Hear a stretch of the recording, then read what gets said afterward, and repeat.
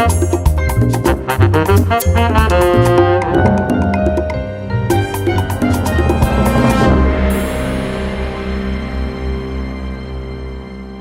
I'm Holly Wright and I'm the project assistant for the Asahi Shimbun sponsored displays here in Room 3 at the British Museum. We are currently focusing on this object here, the Jericho skull. And really the point of this space is to focus on one object or a small group of objects and really explore them in way more detail than we are able to in the permanent galleries or wider exhibition spaces. In this particular display, we're focusing on this object which is actually on display usually in our permanent galleries, but it is in a case with a number of other objects that tell a much wider story. And in here we're able to really examine and shine a spotlight on this object. We talk about how it was collected, why it came to the museum, but also all the current research surrounding it. So the work our curator has done on the scientific analysis and really delving into this object in a way we're not able to in the rest of the museum.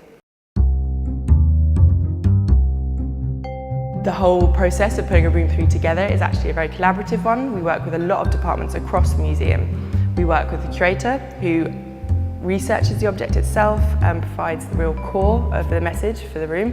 We work with interpretation, who works closely with that research, and they help convey it in an engaging and exciting way to the public.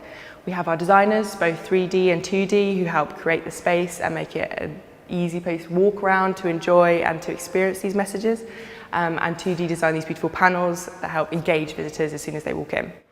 We also have our collections management staff and our conservators who look after the object's welfare, make sure it's stayed in stable conditions throughout the show. And we have our press, marketing and events teams. They will promote the show and make sure people can access it in as many ways as possible. As project assistant, it's my job to liaise between all of these teams and help get the show to where it is now.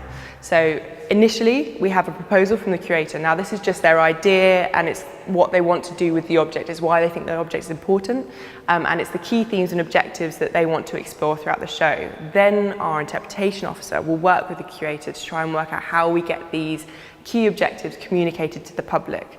And these can be quite big ideas, so we're talking about prehistory in this show, and this can be quite a difficult thing to phrase in a way that isn't too difficult or is too long and complicated for just one panel. So there's a whole element of developing the text, which is before we even get to the design stage.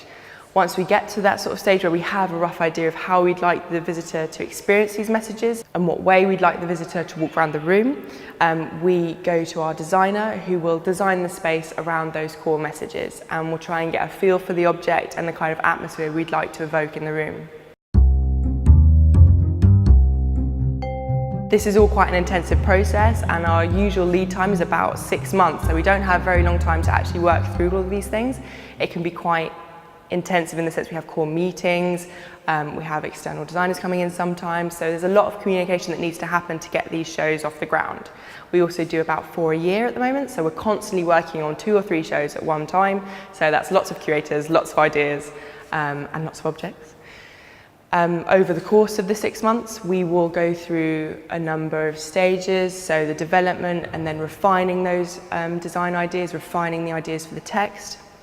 We will also consult our curator and our collection staff on how the object needs to be displayed. Now this can be quite a complex thing, because if we need to create a new mount for the object or it needs very specific conditions, we have to think about that all the time while we're designing the room.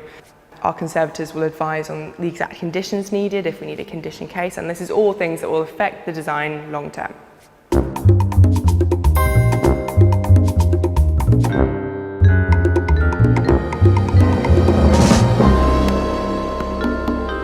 We also need to be in contact with our marketing and press to make sure that everyone's aware this show is happening. We communicate with our development team, who relay all of this information to our sponsors, so they're aware of what the displays are that are happening in this room. And then we also just have to make sure that we have an events program that helps engage people. We have a lot of gallery talks, we sometimes have events in the Great Court that help really add to the understanding of the object and the wider context. Every exhibition here, whatever its size, includes someone from interpretation on its core team. Interpretation's main relationships are with the curator, the 2D and 3D designers, the access and equality manager, and the learning team.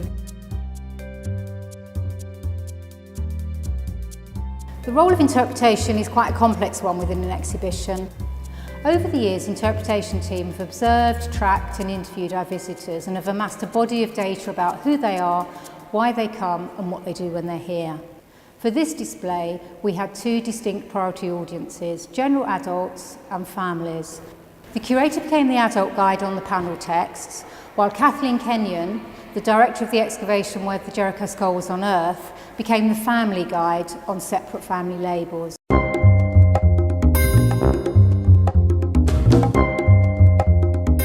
Family labels had to work independently from the curator's text, as I didn't want accompanying adults to have to read two lots of labels in order to make sense of the display for their accompanying children. I felt confident that I was giving the visitors what they liked and what they wanted. Evaluation data from two recent exhibitions found that although families accounted for 11% of our visitors paid for exhibitions, 35% of our visitors actually read the family labels, and 95% of our visitors said they think that family labels were a good idea. Family labels have been very finely crafted. Although they're short, they tell us exactly the same story as the panels aimed at adults. The labels themselves took lots of writing and rewriting, and we had fantastic support from the Family and Young Audiences Manager in the learning team. We settled on a voice for Kathleen Kenyon. She's very stern and hearty and matronly.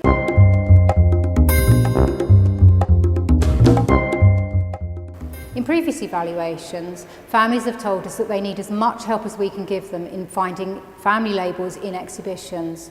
So we've got an orange stripe, an icon of Kathleen Kenyon, two really strong visual signposts to enable them to find the family labels.